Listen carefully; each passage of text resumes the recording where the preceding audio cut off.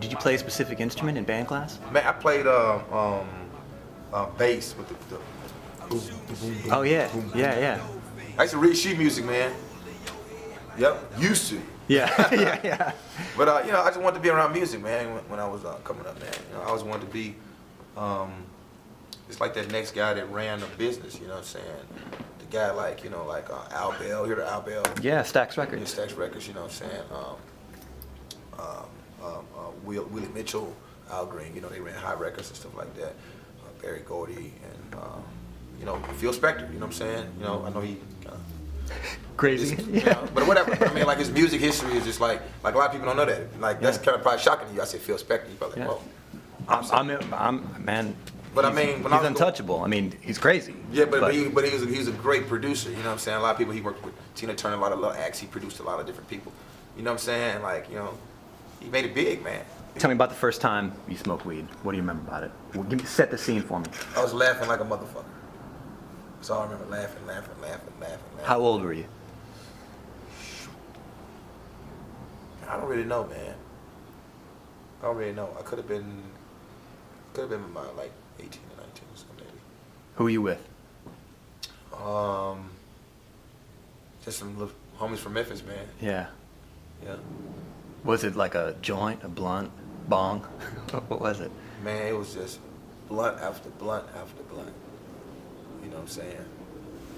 Yeah. When you're a youngin', man, you just smoking. You know what I'm saying? You don't really know what you're doing. You just, man, give me that shit. You know what I mean? I'm just smoking. That's, next thing you know, I was like high as fuck, laughing. Everything looked funny to me, man. Everything was funny. I laughed. I drove home just laughing. Dropped him off, still laughing. When do you remember like first kind of discovering the relationship between weed and music, like making music sound better or more intense? That's when I started yelling out trippy and shit. It's when I was in Memphis. Memphis had all right weed, but then I was like back and forth. But I went to Memphis. I went back to Memphis for almost like a year, just to grind. I just kind of did the same stuff I did as I was coming up, just to get my ears back, because I felt like my ears weren't right. So I always had my house in Memphis. I always had my house in LA. I was like, I'm gonna just go back to Memphis for about I said 5 months, but I ended up staying a year. Like literally just like being there, like just, you know what I'm saying, just trying to kind of reinvent myself, like starting from scratch. And as I was down there, the weed wasn't really that good, but you know what, it's all I could get, so I dealt with it. And then once I felt like I got what I wanted, how I got my mind back right, I came back to LA, got back on the real good, crazy kush. And then, I just started, man, one day I was smoking weed, man. I was telling one of my musicians, one of my producers, I was like, yo, man, I said, you remember that word trippy? He used to have out from the 60s. He's like, yeah. So I'm gonna bring that word back. I'm gonna make everybody start saying that shit again. I don't know what the fuck I was talking about, but I was so high, man, I was like on the moon somewhere. And then I just started putting that shit in my flow. And the shit started working, man. People started saying that shit. But I kind of changed it up a little bit. I said we trippy, man. I kind of added extra shit with it. Made it a little bit more relevant, you know what I'm saying? And people just went along with it, man, and it just blew up out of nowhere. I started selling merchandise and it just went crazy. Still going crazy. You know what I'm saying? I'm selling out shows. I just did like a little run in Texas, did like 4 shows. Smoked out, hot box everywhere. As soon as you walk in, you got a contact. You know what I'm saying? And yeah, it was great. Do you have like a favorite strain that you like? Blue Dream, man. I know Blue Dream is not the biggest or the greatest strain in the world, but like the times I was making my mixtapes, that's all I was smoking. You know what I'm saying? When somebody introduced me to that weed, I mean, I know they got the OG, they got the Master P weed, they got all kinds of shit out here, man, LA, man. You know what I'm saying? But it's like when I smoked that Blue Dream, I was like, wow, this is different. It just kind of kept me up, kept me more energetic, gave me more. I felt like I got motivation from Blue Dream, and so I just started sticking with that. You know what I'm saying? Just smoking lots and lots of Blue Dream, sipping a little bit of lean. You know what I'm saying? To wash it down with. You dig? But and I was making my mixtapes. I was like, that was like really, really, really heavy. You know what I'm saying? Before bands make a dance, before any of this, I was really heavy making my mixtapes. You know what I'm saying? I was like, man, these mixtapes gotta be dope. So I was like really, write bar for bar, I would write like, man, sometimes I work on a verse for like almost 2 days. You know what I'm saying? Just to make sure the shit was right. but I was just so high the whole time. I just wanted to be like better. I feel like if I wrote one verse, I could write one better than that one. You know what I'm saying? So I just put my concentration in on my mixtapes while I was smoking so much of that Blue Dream. And I even named one of my mixtapes Blue Dream and Lean. You know what I'm saying? That's the joint that really got me here today. You know what I'm saying? And then Bands to Make a Dance was like right after that. I kind of made that on kind of like randomly. You know what I'm saying? Yeah. Do you think it helped, the weed, when you were writing Fuck that? yeah. Yeah. Hell yeah, man. Because I'm gonna tell you something, man, I had so much on my mind, so much stress and other shit. Like everybody goes through. You know, I'm single. I don't have any kids and nothing like that. You know what I'm saying? So I don't have no baby mama drama. But you know, still I got problems, man. I got people calling my phone every fucking day for money. You know what I'm saying? Every fucking day. Even today, I'll get a text, I'll get some, hey man, I need some money. But I don't mind doing that, but I just get worried all the time about it. I mean, I'll help out whoever. I don't care if you don't have to give me shit back. It's not about that. It's about helping somebody. But I just got so many, you know, other shit going on. You know what I'm saying? I got labels, shit. I got this, I got that. So, you know, I do have my own day-to-day stress, what everybody else has. You know, it's just normal. You know, human beings have that. So I would just smoke weed and they would take me away from that. You know, I wouldn't even think about that shit. I'd be like, fuck that shit, man. I gotta do my music. You know what I'm saying? So that's what I liked about Blue Dream. That's what it made me feel like, you know. How high were you in the No Better video with Wiz Khalifa?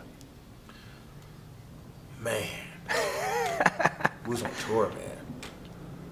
I was fucked up. I mean, look, you saw the video, right? Oh yeah. It was kind of like just put together, but it was like classic though, because it was really what was going on in that tour. Like everything you see was how that tour was. Like I know you saw me and the girls in the tour bus.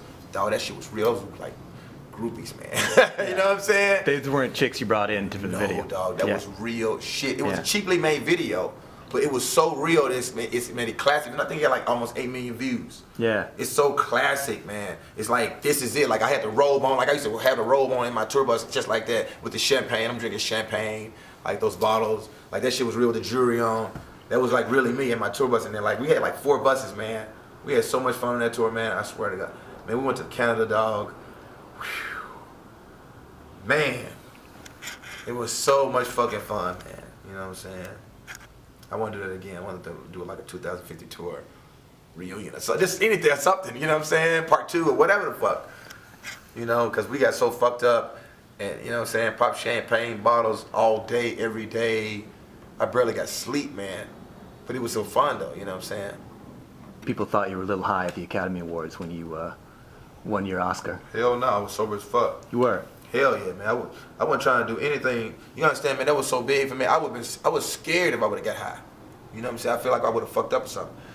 I was sober, man. You know what I'm saying? I was sober as a sober cat, if there is a sober cat. If that makes any sense. I was super sober, man. I you know, we practiced a lot, man. We had to do the choreography shit and all that. You know what I'm saying? Which was something different. So I had to make sure I had to stay focused, man. You know.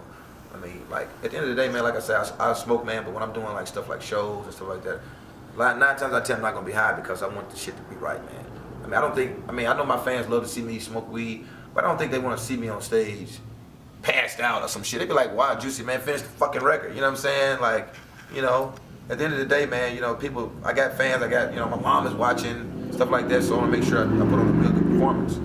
I am a businessman at the end of the day. A high businessman. Yeah. Yeah. High ass businessman, man. What is your preferred method these days? Joints or what's your? Man, you know, I like joints, man. I like joints better. You know what I'm saying? But I mean, I smoke a blunt every now and then. You know, somebody pass me a blunt, I mean, I'm not gonna say no. You know, we smoking, man. So I have no problem with that. You roll your own? Nah.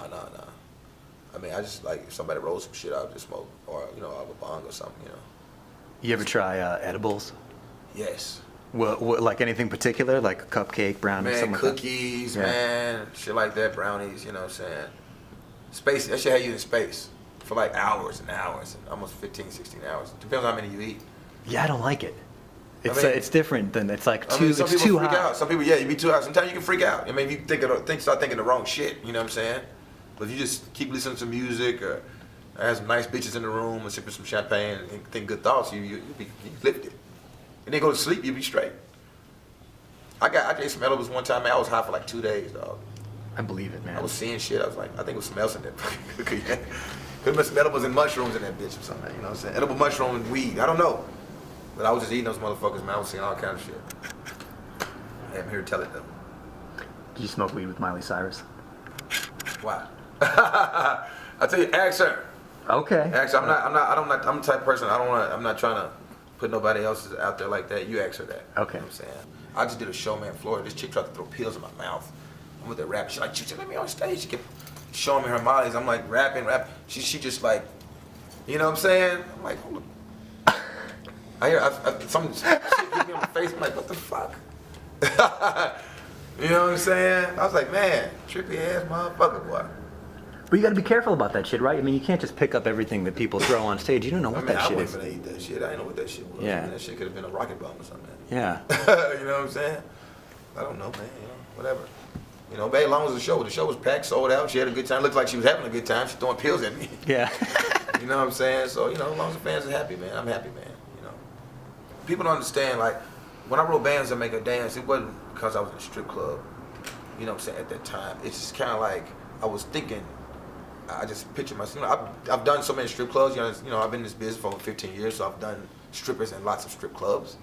So when I wrote that record, it was like, you know what I'm saying, I was in the bathroom. I was like picturing myself in a strip club. You know what I'm saying? You know, whenever I was in the last time, I've been in a lot of them, so it wasn't like hard to do, and it just came. You know what I'm saying? That wasn't so much as like I had to really think on that one. You know, and as far as like, I can't remember the last time I actually smoked weed in a strip club. Excuse me. The last strip club I've been to though was could have been KOD's, I believe. Went to a bunch of them, but it could have been KOD's, and they didn't let me smoke weed in there. Actually, they didn't have any weed. I just drank champagne that day. I was in Miami. So, but as far as that question, I can't remember. No, I don't think. It's probably the time I've been in a strip club where I could smoke weed, but I can't even remember right now, man. Yeah. I've done so many. Yeah. But I mean, I don't know, if you have like are you more likely to get like a free lap dance or something like that if you're smoking weed with the strippers? I can't, like I said, I can't remember when I smoked weed. Yeah. I've got a lot of free lap dances. I'm sure you have. Yeah. But like, a lot of times I may tip them, man. I don't really be tripping on the money, man. You know, I don't look for nothing for free. You're in there working, shaking ass. Why not? You know, shit. That's what it's for, right? Yeah. You don't make the money just to let it sit in the bank. Spend a little bit of it, right? Have a little bit. Don't spend all of it, but have a little bit of fun with it. But no, I don't think I ever passed it. Nah, I'll tell you something. I remember smoking weed in this club in Atlanta called, it's an old school strip club. It's called,